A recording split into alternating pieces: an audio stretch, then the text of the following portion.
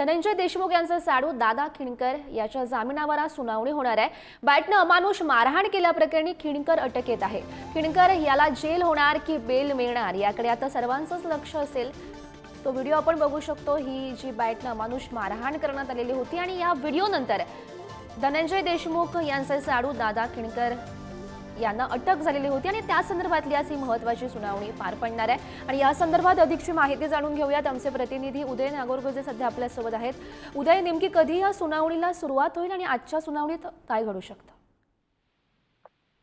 नक्कीच जोरी आपण जर बघितलं तर ओंकार सातपुते या तरुणाला जी अमानुष मारहाण झाली होती त्या प्रकरणात दादा खिणकरला अटक झाली होती आणि गेल्या 8 ते 10 दिवसापासून पोलीस कोठडी आणि त्यानंतर आता न्यायालयीन कोठडीत सध्या दादा खिणकर आहेत।